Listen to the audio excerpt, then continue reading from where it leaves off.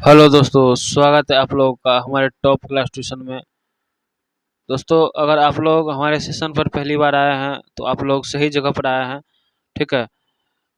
आप लोग किसी भी कंपटीशन एग्जाम की तैयारी कर रहे हैं, खास करके अगर आप लोग बिहार पुलिस की तैयारी कर रहे हैं, चाहे वो एनटीपीसी हो, बिहार एसएससी हो, एसएससी, बीपीएससी, ग्रुप डी जैसी परीक्षाओं को ध्यान में रख करके ये आप लोगों के लिए क्वेश्चन बनाया गया है। और हमने इससे पहले आप लोगों के लिए 20 सेशन करा चुका है, 20 क्लास ले चुका है। अगर आप लोगों ने उस क्लास को नहीं देखा है, उस वीडियो को नहीं देखा है, तो जा करके ज़रूर देखिए और हमारे चैनल को सब्सक्राइब ज़रूर कर दीजिएगा प्लीज़। आप लोगों से बस यही विनती रहती है मेरी। ठीक है, ये टॉप क्लास ट्यूशन है, आप लोग देख रहे हैं प्रदीप सर के द्वारा। और अगर आप लोग को हमारा पीडीएफ चाहिए फ्री में, तो पीडीएफ कैसे मिलेगा, वीडियो के लास्ट में हम ज़रूर बताएंगे। और बताते हैं, हर एक वीडियो के लास्ट में बताते हैं कि आप लोग को फ्री में पीडीएफ कैसे मिलेगा। और हाँ दोस्तों, फ्री में पीडीएफ उसी को मिलेगा जो हमारे साथ लास्ट तक बने रहेंगे, उसी को फ्री में पीडीएफ दिया जाएगा। तो आई होप कि आप लोग हमारे साथ ज़रूर लास्ट तक बने रहेंगे। हम इस एक सेशन में 25 क्वेश्चन लाते हैं, प्रत्येक सेशन में 25 क्वेश्चन लाते हैं। और ये 25 क्वेश्चन हम पूरे डिटेल के साथ पूरे डीपली करवाते हैं। ठीक है, तो आप लोग को कहीं से भी किसी भी तरह से कोई पॉइंट छूटे ना, कोई जानकारी छूटे ना, इसीलिए हम लोग टाइम की यहाँ पर कोई बात नहीं है। 25 क्वेश्चन है, 25 से 30 मिनट में ये हो जाता है। और उसको हम पूरे एक अच्छे से डीपली वे में हम समझाते हैं। ठीक है, तो आते हैं पहले नंबर के क्वेश्चन पे। क्या पूछा गया देखिए, हिमाचल प्रदेश में व्यास नदी पर बने महाराणा प्रताप सागर बांध को डैश डैश नाम से भी जाना जाता है। कौन कौन नाम से जाना जाता है? इकाई बांध, लटहरी बांध, पोंग बांध या धरोई बांध। तो किस नाम से जाना जाता है इसको? पोंग बांध के नाम से जाना जाता है। किसको? हिमाचल प्रदेश में जो व्यास नदी पर महाराणा प्रताप सागर बांध है, उसका जो दूसरा नाम है पोंग नाम भी है। 2 नंबर के क्वेश्चन में दोस्तों क्या पूछा गया है देखिए, कह रहा है डाची गामा अभ्यारण्य कहाँ स्थित है? छत्तीसगढ़, जम्मू और कश्मीर, कर्नाटक, असम। तो ये आपको हो जाएगा जम्मू और कश्मीर में स्थित है। कहाँ पर है? जम्मू और कश्मीर में। इसके बारे में थोड़ा डिटेल से जानते हैं। देखिए क्या कह रहा है, ये तो आपको जम्मू और कश्मीर में स्थित है। कहाँ पर है? जम्मू और कश्मीर में। इसके बारे में डाची गामा के बारे में जान लेते हैं। देखिए क्या कह रहा है कि डाची गामा जो है, डाची गामा अभ्यारण्य कहाँ पर है? जम्मू और कश्मीर में है, जो श्रीनगर से 22 किलोमीटर दूर स्थित है। ठीक है, यह 144 कितना 144 वर्ग किलोमीटर के क्षेत्र में फैला हुआ है। ठीक है, इसका नाम 10 गांव है, 10 गांव से लिया गया है। कहाँ से लिया गया इसका नाम? 10 गांव से लिया गया है, जो उन 10 गांवों की याद में है जिन्हें पार्क बनाने के लिए, क्या बनाने के लिए, देखिए ध्यान से, पार्क बनाने के लिए स्थानांतरित किया गया था। मतलब 10 गांव ऐसा था जिसको उस जगह पर पार्क बनाने के लिए इस गांव को वहां से हटा दिया गया था और दूसरे जगह बसाया गया था। ये इसलिए ये 10 गांव जो है, इस 10 गांव के नाम पर ही इस अभ्यारण्य का नाम रखा गया है। कौन सा नाम? डाची गामा। ठीक है, डाची गामा मतलब 10 गांव जो वहां से हटाया गया था। 22 किलोमीटर के क्षेत्र में ये, मतलब 22 किलोमीटर दूर है श्रीनगर से, 141 वर्ग किलोमीटर में स्थित है। बीपीएससी में दोस्तों ऐसे ही क्वेश्चन पूछता है, डिटेल में पूरे पूछता है, तो आप लोग को इसीलिए हम डिटेल में बताते हैं। और आप लोग बिहार पुलिस, एनटीपीसी ये सब में तो डायरेक्ट पूछता है, उतना डिटेल में नहीं पूछता है। इसीलिए हम अच्छे से अच्छे लेवल की तैयारी करवा रहे हैं आप लोग को। हमारे साथ जरूर लास्ट तक बने रहिए, आप लोग को किसी भी क्वेश्चन में कन्फ्यूजन नहीं होगा। ठीक है, देखिए क्या कर रहा है, कर्क रेखा भारत के 8 राज्यों से होकर गुजरती है। कितने राज्यों से? ये बात तो सही, 8 राज्यों से होकर गुजरती है। लेकिन क्वेश्चन क्या कह रहा है, निम्नलिखित में से कौन सा राज्य उनमें से एक नहीं है? ये जो 8 राज्यों से होकर गुजरती है, उस 8 राज्यों में कौन से राज्य है जो नहीं है? राजस्थान, छत्तीसगढ़, पश्चिम बंगाल, असम। तो राजस्थान से होकर के गुजरती है, छत्तीसगढ़ से भी होकर के गुजरती है, पश्चिम बंगाल से भी होकर के गुजरती है, लेकिन असम से होकर के नहीं गुजरती है। ठीक है, आइए देखते हैं कि ये कौन कौन से राज्य से होकर के, 8 राज्य कौन कौन सा है जिससे होकर के ये गुजरती है, देख लेते हैं। देखिए पहला नंबर में क्या है, गुजरात से होकर गुजरती है। कहाँ से? गुजरात से गुजरती है, राजस्थान से गुजरती है, मध्य प्रदेश से भी गुजरती है, छत्तीसगढ़ से, झारखंड से, पश्चिम बंगाल से। ठीक है, इसके आगे आ जाते हैं त्रिपुरा और मिजोरम। कहाँ कहाँ से? त्रिपुरा से भी, मिजोरम से। तो ये 8 राज्यों से होकर के गुजरती है, लेकिन असम से होकर के नहीं गुजरती है कर्क रेखा। ठीक है। अंडमान और निकोबार द्वीप समूह डैश द्वीपों का एक समूह है। 275, 450, 780 या 572। तो इसका सही जवाब 275 हो जाएगा। क्या हो जाएगा? सॉरी दोस्तों, इसका सही जवाब हो जाएगा 500।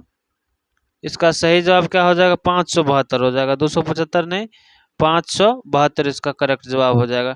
ठीक है। चलते हैं 5 नंबर के क्वेश्चन पे। इसमें पूछा गया है, देखिए, विश्व में सबसे अधिक संख्या में एशियाई हाथी कर्नाटक के डैश में पाए जाते हैं। नागरहोल टाइगर रिजर्व, कान्हा राष्ट्रीय उद्यान, बाघवगढ़ राष्ट्रीय उद्यान, रणथंभौर टाइगर प्रोजेक्ट। तो ये सबसे अधिक की बात कर रहा है। सबसे अधिक संख्या में एशियाई हाथी कर्नाटक के कौन सा अभ्यारण्य में पाया जाता है? बताइएगा। नागरहोल टाइगर रिजर्व में पाया जाता है या कहाँ पाया जाता है? बताइए आप लोग कमेंट करके जल्दी। तो इसका सही जवाब हो जाएगा नागरहोल टाइगर रिजर्व हो जाएगा। कहाँ हो जाएगा? Nagarhole tiger reserve. 6 नंबर पे आते हैं। देखिए 6 नंबर में कह रहा है कि रावी नदी का वैदिक नाम क्या है? कलिंदी, पारुलिनी, सुतुद्री, अलकनंदा। तो रावी नदी का नाम जो रखा गया है वो नाम क्या हो जाएगा? वो नाम हो जाएगा पारुलिनी नाम हो जाएगा। क्या हो जाएगा? पारुलिनी। इसके बारे में थोड़ा डिटेल से जान लेते हैं। देखिए क्या कहा गया है पारुलिनी नदी के बारे में, ध्यान से देखिए। रावी नदी जिसे ऋग्वेद में परुष्णी या इरावती के नाम से जाना जाता है। क्या क्या? परुष्णी या इरावती। पारुलिनी, परुष्णी, इरावती के नाम से जाना जाता था। भारतीय उपमहाद्वीप की एक महत्वपूर्ण नदी है दोस्तों। जितना भी आपको कंटेंट लिया गया है NCERT से प्रेरित है। ठीक है। और अगर आप लोग को किसी भी कंपटीशन एग्जाम की तैयारी करना है, किसी भी चीज़ का, तो ये अगर पढ़ लेते हैं आप लोग तो दुनिया का कोई भी एग्जाम ऐसा नहीं जो आप लोगों से नहीं निकलेगा। ठीक है। तो इसमें उपमहाद्वीप की एक महत्वपूर्ण नदी है। प्राचीन यूनानी इसे हाइड्रोटेट्स कहते थे। यह नदी सिंधु नदी प्रणाली का हिस्सा है और भारत और पाकिस्तान दोनों देशों में बहती है। कहाँ कहाँ बहती है? भारत में और पाकिस्तान दोनों राज्यों में बहती है। कहाँ कहाँ बहती है? भारत में और पाकिस्तान दोनों राज्यों में बहती है। ठीक है। क्वेश्चन आगे चलते हैं। 7 नंबर के क्वेश्चन में क्या पूछा गया देखे ध्यान से। इसमें पूछा गया है channel Andaman dash channel Andaman और निकोबार द्वीप समूह को अलग करती। कौन से channel? 12 degree, 8 degree, 10 degree, 6 degree. कौन से चैनल करता है? बताइए। क्या हो जाएगा इसका करेक्ट जवाब? इसका हो जाएगा 10 डिग्री। कौन सी डिग्री? 10 डिग्री इसका राइट जवाब हो जाएगा। अगला नंबर क्वेश्चन पे चलते हैं। 8 नंबर में आते हैं। 8 नंबर में क्या पूछा गया देखिए। निम्न में से कौन सा भारत पाकिस्तान क्या क्या भारत पाकिस्तान सीमा पर पारगमन बिंदु नहीं? पारगमन मतलब जैसे ये बॉर्डर है तो बॉर्डर के ये गेट जो है, इस गेट से अंदर बाहर नहीं जाया जाता है एक देश से दूसरे देश। ऐसा कौन सा बिंदु? बाघा बॉर्डर, गंडा सिंह वाला बॉर्डर, सीकर बॉर्डर या अटारी बॉर्डर। तो दोस्तों ये बॉर्डर और ये बॉर्डर तीनों अभी खुला हुआ है और तीनों से आर पार जाता है, मतलब पारगमन होता है। लेकिन सीकर बॉर्डर से नहीं होता है। तो आप लोग का राइट जवाब क्या हो जाएगा? आप लोग का राइट जवाब यही हो जाएगा, सीकर बॉर्डर हो जाएगा। कौन सा बॉर्डर? सीकर बॉर्डर हो जाएगा। 8 के बाद आते हैं 9 नंबर पे। 9 नंबर में क्या पूछा गया देखिए ध्यान से। 9 नंबर का क्वेश्चन कर रहा है संपूर्ण हिमालयी क्षेत्र में पाए जाने वाले पशुपालकों को क्या कहा जाता है? हाइफर, लिसन, याक, गेंडा। तो इस पशुपालक को क्या कहा जाता है? इसको कहा जाता है याक। ठीक है। क्या कहा जाता है? याक कहा जाता है। 10 नंबर के क्वेश्चन में पूछा गया है, देखिए ध्यान से। 10 नंबर में पूछा गया है छत्तीसगढ़ में डैश जलप्रपात को भारत के नियाग्रा फॉल्स के रूप में भी जाना जाता है। हब्बे, जागोल, दूधसागर, चित्रकूट। तो इसका सही जवाब क्या हो जाएगा? इसका सही जवाब हो जाएगा चित्रकूट हो जाएगा। क्या हो जाएगा? चित्रकूट हो जाएगा। नेक्स्ट देखते हैं 11 नंबर का क्वेश्चन पे। 11 नंबर के क्वेश्चन में आते हैं और 11 नंबर का क्वेश्चन पूछते हैं किस भारतीय राज्य या राज्य संघ क्षेत्र में सबसे छोटी तटरेखा है? गुजरात में तो सबसे बड़ी है। गुजरात में सबसे बड़ी समुद्री तटरेखा है, ठीक है। और तमिलनाडु, पुडुचेरी या महाराष्ट्र? तो इसका सही जवाब क्या हो जाएगा? इसका सही जवाब हो जाएगा पुडुचेरी। क्या हो जाएगा? पुडुचेरी। 12 नंबर के क्वेश्चन में है, देखिए 12 नंबर का क्वेश्चन पूछा गया है और इसमें कह रहा है कि डैश अलकनंदा और मंदाकिनी नदियों के संगम पर स्थित है। नंदप्रयाग, कर्णप्रयाग, विष्णुप्रयाग, रुद्रप्रयाग। तो इसका राइट जवाब की बात करें, अगर हम इसका राइट जवाब की बात करें तो क्या हो जाएगा? ये हो जाएगा रुद्रप्रयाग, ठीक है। क्या हो जाएगा? रुद्रप्रयाग होगा। इसमें आप लोग को नंदप्रयाग नहीं होगा, कर्णप्रयाग नहीं होगा, विष्णुप्रयाग नहीं हो जाएगा, रुद्रप्रयाग इसका राइट जवाब हो जाएगा। 13 नंबर के क्वेश्चन में आते हैं दोस्तों। अगर आप लोग कंपटीशन के एग्जाम की तैयारी कर रहे हैं तो आप लोग सही जगह पर है। इसीलिए कहते हैं आप लोग को बार बार कि हमारे चैनल को सब्सक्राइब करके और लास्ट तक जरूर बने रहिए और एक लाइक बटन दबा दीजिए, ताकि आगे आने वाले सेशन में आप लोगों के लिए अच्छे से अच्छे क्वेश्चन का, अच्छे से अच्छे कंटेंट का आप लोगों के लिए बहुत हम मेहनत करके आप लोग के लिए लाए, ठीक है।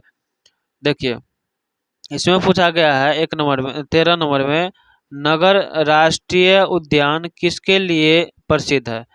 चेरी ब्लॉसम, वन्य जंतु, काला रेशमी रुई, एशियाई शेर। तो नगर राष्ट्रीय उद्यान किसके लिए है? एशियाई शेर के लिए है। और एक और बात बता दें इसके बारे में दोस्तों, कि अगर इसमें ऑप्शन में अगर हाथी रहता शेर के जगह पर, हाथी रहता तो हाथी में मारते। क्यों? क्योंकि ये जो आपको नगर राष्ट्रीय उद्यान है, ये यही दो चीज के लिए प्रसिद्ध है। किसके किसके लिए प्रसिद्ध है? पहला तो एशियाई शेर के लिए प्रसिद्ध है। किसके लिए? पहला एशियाई शेर के लिए प्रसिद्ध है और दूसरा हाथी के लिए प्रसिद्ध है, ठीक है। 13 नंबर के बाद क्वेश्चन आते हैं 14 नंबर पे।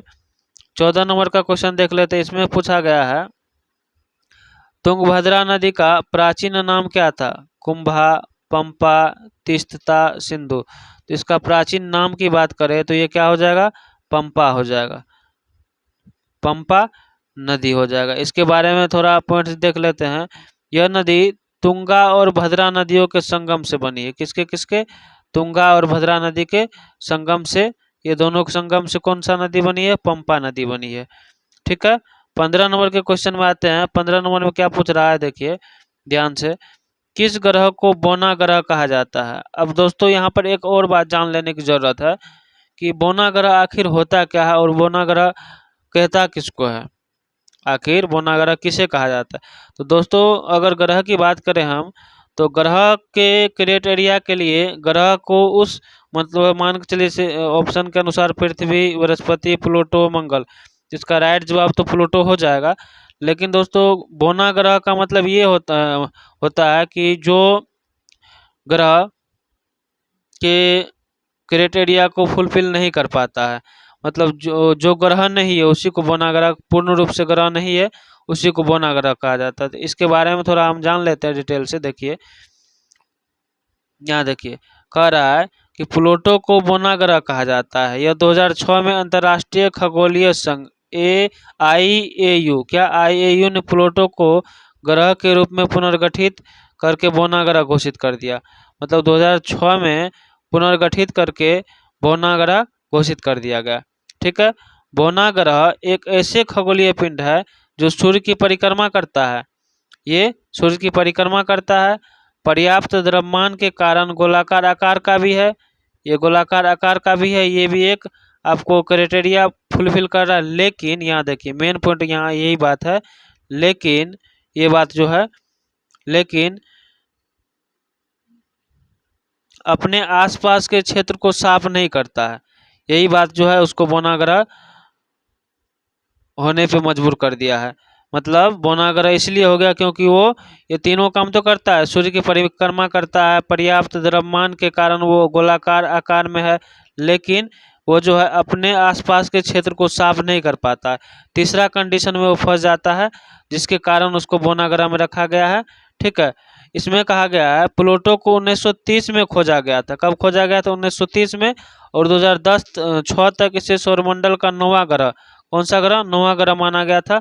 लेकिन 2006 में IAU ने 3 मानदंडों के आधार पर ग्रहों को परिभाषित किया। मतलब ग्रह उसको कहा जाता है जो ये तीनों मानदंड को पूरा करे। अब ये तीनों मानदंड के बारे में अच्छे से जान लेते हैं। देखिए मानदंड क्या होता है ग्रह बनने का, कि पहली तो सूर्य की परिक्रमा करनी चाहिए। अगर मान के चलिए सन है तो सन की परिक्रमा करती रहनी चाहिए, वो हुआ एक मानदंड। दूसरा हुआ गोलाकार होना चाहिए, कोई भी ग्रह है तो वो गोलाकार होना चाहिए। ठीक है, दूसरी कंडीशन ये हो गया। तीसरी कंडीशन में है अपने आसपास के क्षेत्र को साफ करना, अर्थात अपने गुरुत्वाकर्षण से अन्य वस्तुओं को हटाना। मतलब जैसे मान चलिए ये आपको प्लूटो हो गया, तो ये जो ये घूर्णन गति कर रही है सूर्य के चारों ओर, तो ये इसके चारों ओर गुरुत्वाकर्षण का क्षेत्र बन रहा है, और उसके कारण जो वहाँ पे डस्ट है उसको अगर वो साफ नहीं कर रहा है तो वो आपको ग्रह के क्राइटेरिया से बाहर है। ठीक है, आई होप कि दोस्तों आप लोग को अच्छे से समझ में आ रहा होगा। तो अगर आ रहा है तो हमारे चैनल को सब्सक्राइब करके लाइक ज़रूर कर दीजिएगा। हमें पता है कि आप लोग शेयर नहीं कीजिएगा, लेकिन ये काम तो कर ही सकते हैं। देखिए आते हैं 16 पे। इसमें कह रहा है क्या, ध्यान से देखिए। इसमें कह रहा है कि सिलवा पत्थर किस प्रकार की चट्टान है? सिलवा पत्थर चूनेदार चट्टान, आग्नेय चट्टान, कायांतर चट्टान, अवसादी चट्टान। तो ये हो जाएगा अवसादी चट्टान। क्या हो जाएगा? अवसादी चट्टान। 17 नंबर के क्वेश्चन पे आते हैं। मेरियाना गर्त निम्न में से किस महासागर में स्थित है? अंध महासागर, अटलांटिक महासागर, हिंद महासागर या प्रशांत महासागर? मेरियाना गर्त कहाँ पर है? तो इसके बारे में अगर कह दे आप लोगों को, ये आपको हो जाएगा प्रशांत महासागर में। कहाँ हो जाएगा? प्रशांत महासागर में। इसके बारे में भी कुछ जान लेते हैं। ठीक है, मेरियाना गर्त प्रशांत महासागर में कहाँ पर है? ये आपको प्रशांत महासागर में है। यह पृथ्वी का सबसे गहरा स्थान है। पृथ्वी का सबसे गहरा स्थान जो है एक तो प्रशांत महासागर में है, और वो कि उसका क्या नाम है? मेरियाना गर्त है। यह गर्त पश्चिमी प्रशांत महासागर में मरियाना द्वीप समूह के पूर्व में स्थित है। इसकी अधिकतम गहराई 10,984 मीटर में है। फीट में यही 36,037 मापी गई है। कितना? मीटर में 10,984। यही ऑप्शन में रहता है दोस्तों। बीपीएससी का दीजिए, बीपीएससी टीचर का दीजिए। आजकल हर एक एग्जाम इस तरह से पूछा गया है, कथन और करने दे करके पूछा जाता है। तो आप लोग प्रत्येक पॉइंट को नोट करते जाइए अपने दिमाग में। ठीक है, कहाँ क्या पता कहाँ से क्वेश्चन में क्या पूछ दे। ठीक है, क्योंकि जीके और जीएस जो है आप लोगों को कहाँ से पूछा जाएगा इसका कोई पता नहीं, किस एग्जाम में पूछा जाएगा ये इसका कोई पता नहीं। इसलिए आप लोग छोटे से छोटे और बड़े से बड़े क्वेश्चन को भी नज़रअंदाज मत कीजिएगा। ठीक है, प्रत्येक क्वेश्चन को आप लोग अच्छे से पढ़िए और अच्छे से देखिए। क्या कह रहा है? शिलिंग निम्न में से किस देश की मुद्रा है? Kenya, Germany, Australia, Bharat. Shilling किसकी? ये कहाँ की मुद्रा है? ये केन्या की मुद्रा है। 18 के बाद आते हैं 19 नंबर में। 19 में पूछा गया है कि लावनी लोक नृत्य भारत के किस राज्य से संबंधित? लावनी लोक नृत्य महाराष्ट्र, गुजरात, मध्य प्रदेश, आंध्र प्रदेश। इसका राइट जवाब हो जाएगा महाराष्ट्र। क्या हो जाएगा? इसका राइट जवाब हो जाएगा महाराष्ट्र। ठीक है, लावनी लोक नृत्य महाराष्ट्र में प्रसिद्ध है, और महाराष्ट्र के लोग यहाँ के ये नृत्य करते हैं। भूपृष्ठ के कुल क्षेत्रफल का लगभग डैश प्रतिशत भाग भूभाग है। जैसे ये पृथ्वी है तो कितने प्रतिशत भाग पे आपको भूभाग है? तो ये आपको 30% भाग पर ही भूभाग है। बाकी के जो 70% भाग है ये जल ही जल है। क्या है? ये जल ही जल है। तो इसका करेक्ट जवाब क्या हो जाएगा? 30%। ठीक है, क्या हो जाएगा? 30%। 21 नंबर का क्वेश्चन में आते हैं। पृथ्वी की सतह की सबसे ऊपरी परत को क्या कहते हैं? टेंस, क्रोड, ऊपर पट्टी, लिथोस्फीयर। तो इसको कहते हैं भूपर पट्टी। क्या कहते हैं? ऊपर पट्टी, पृथ्वी को ऊपरी परत को। 22 नंबर का क्वेश्चन में है। डैश गैस पृथ्वी की दीर्घ तरंग अवरक्त विकिरण अवशोषित करती है और पुनः पृथ्वी की ओर उत्सर्जित करती है? Methane, green house, carbon dioxide, ozone. ठीक है, तो इसका सही जवाब अगर बात करें तो क्या हो जाएगा? इसका सही क्या हो जाएगा? ग्रीन हाउस इसका राइट जवाब हो जाएगा। 22 के बाद 23 नंबर पे आते हैं। 23 नंबर का क्वेश्चन पूछा गया, देखिए। संसाधनों के वितरण के आधार पर डैश वर्गीकृत हो सकते हैं? वास्तविक संसाधन, संभाव्य संसाधन, सर्वव्यापक संसाधन या जैव संसाधन। तो सर्वव्यापक संसाधन को हम क्या कर सकते हैं, वितरित कर सकते हैं, ठीक है, वर्गीकृत कर सकते हैं सर्वव्यापक संसाधन को। 24 में है राजस्थान में पाया जाने वाला यूरेनियम, किसके बारे में कह रहा है, यूरेनियम किस संसाधन का सबसे एक उदाहरण है। अप्राकृतिक संसाधन, वास्तविक संसाधन, संभाव्य संसाधन, जैव संसाधन। तो ये अभी यूज नहीं किया गया है, इसको भविष्य में यूज करने की संभावना, इसलिए संभाव्य संसाधन की कैटेगरी में इसको रखा गया। 25 नंबर का क्वेश्चन है दोस्तों, और ये लास्ट क्वेश्चन है। भारतीय राज्य सिक्किम किस देश के साथ अपनी सीमा साझा नहीं करता है। नेपाल करता है, बांग्लादेश के साथ ये भी नेपाल के साथ करता है, बांग्लादेश के साथ नहीं करता, भूटान, चीन। तो ये इसका सही जवाब बांग्लादेश ही हो जाएगा। सिक्किम राज्य बांग्लादेश के साथ अपना सीमा साझा नहीं करता है, ठीक है। निम्न में से भारत का कौन सा पड़ोसी देश अफीम का सबसे अधिक उत्पादक राज्य है। पाकिस्तान, अफगानिस्तान, श्रीलंका, मालदीव। तो ये हो जाएगा अफगानिस्तान। अफीम का जो है सबसे बड़ा उत्पादक राज्य है अफगानिस्तान। 27 नंबर पे आते हैं। निम्न में कौन सा वृक्ष वर्ष के एक बार अपनी पत्तियां गिरा देता है। कौन सा वृक्ष, पर्णपाती वृक्ष या शकुनधारी। तो ये हो जाएगा पर्णपाती। इसमें 2 क्वेश्चन दोस्तों एक्स्ट्रा था, ठीक है। देखिए, अगर आप लोग को पीडीएफ चाहिए तो क्या करना, आप लोग को हम आपको बता रहे हैं, जो हमारे साथ यहाँ तक जुड़े हैं उसको थैंक यू दिल से। और हमारे चैनल को अभी तक आप लोगों ने सब्सक्राइब नहीं किया तो सब्सक्राइब करके बेल आइकन बटन और लाइक ज़रूर कर दीजिएगा। देखिए, फ्री में पीडीएफ लेने के लिए टेलीग्राम पर के जा करके आपको ये लिंक टैप करना होगा, ये लिंक, और वहाँ पर टेलीग्राम पे हमको फॉलो करके वहाँ पर हाई लिखिए, हम आपको यहाँ का पीडीएफ देंगे। आप जो क्लास का मांगेगा वो क्लास का हम आपको पीडीएफ देंगे, ठीक है। तो मिलते हैं फिर एक अच्छे लेवल का कंटेंट के साथ, जीके जीएस का कंटेंट के साथ फिर अगले क्लास में। तब तक आप लोग के लिए धन्यवाद, थैंक यू।